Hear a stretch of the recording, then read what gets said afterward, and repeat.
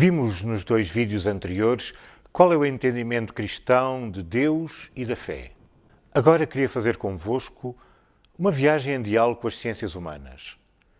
Diferentes ciências se interessam pela questão de Deus, ou melhor, com a imagem que as pessoas fazem de Deus. São muitas ciências com diferentes abordagens, contraditórias entre si. Para conseguir um pouco de ordem, dividi este tópico do contributo das ciências humanas em 4 perspectivas. Vou começar por estudar o tema Deus numa perspectiva cultural e ideológica. Nos vídeos seguintes, usarei a perspectiva social, a perspectiva interpessoal e, finalmente, a perspectiva intrapessoal. Neste primeiro vídeo, tento perceber quais os mecanismos culturais ou ideológicos que influenciam a fé das populações. Mas isso não é fácil. Não há muitos estudos que abordem esta perspectiva do ponto de vista empírico.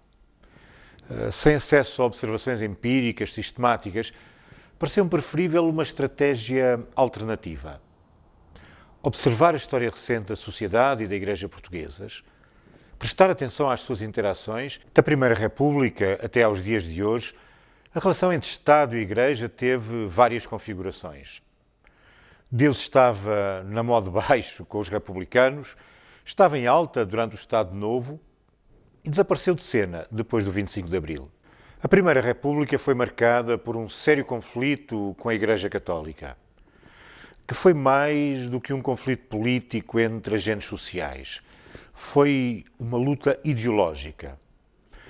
A elite urbana que liderou a República levava o ateísmo muito a sério e associou a ideia de Deus a um retrocesso civilizacional.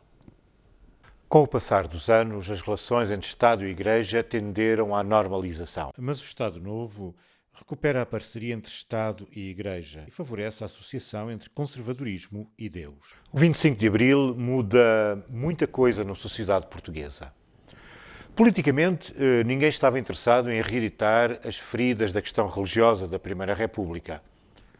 Imposto por isso uma situação de tolerância que levou à privatização da ideia de Deus. Para lá dos detalhes, em favor de ler o texto todo quando for publicado, há algumas tendências muito claras. A primeira é a sobreposição entre a questão de Deus e a crítica ou defesa da religião. Nos últimos 100 anos, o debate sobre Deus ainda não encontrou a sua autonomia. Deus aparece como uma variável dependente na relação que cada um tem com a Igreja Católica ou com a religião em geral. Claro que é legítimo inverter o sentido da hipótese. Poderá ser a imagem de Deus que determina a imagem da Igreja. Mas até agora, poucos indicadores suportam esta segunda hipótese. Uma segunda tendência é a presença ou ausência da questão de Deus da esfera pública.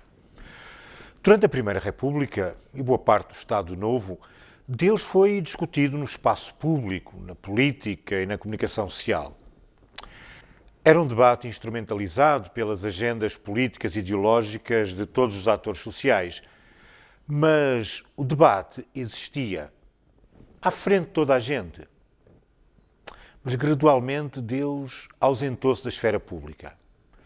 Nos primeiros anos da democracia, os agentes políticos escolheram silenciar Deus para evitar os excessos de conflito presentes nos ciclos anteriores e para defender os valores da tolerância.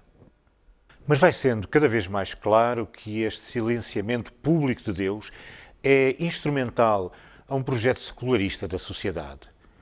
Deus é recambiado para a esfera privada. Em rigor, a privatização de Deus não implica a invalidade de uma pesquisa ideológica ou cultural sobre este tópico. Mas o facto é que essa pesquisa ainda não foi feita. E quando nos damos conta que os níveis de crença em Deus permanecem altos, quer em valor absoluto, quer em comparação com países europeus, percebemos que o nível ideológico-cultural não é capaz, por si só, de explicar a persistência de uma fé em Deus eclesialmente identificada. Uma terceira tendência é a permanência da pluralidade.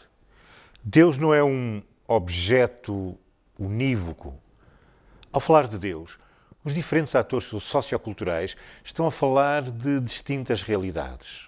Esta polissemia de Deus, combinada com a sua ausência da esfera pública, exige um olhar mais atento e mais crítico face à realidade. Nos próximos vídeos vamos descobrir o que é que as ciências humanas nos dizem nos planos social, interpessoal e intrapessoal.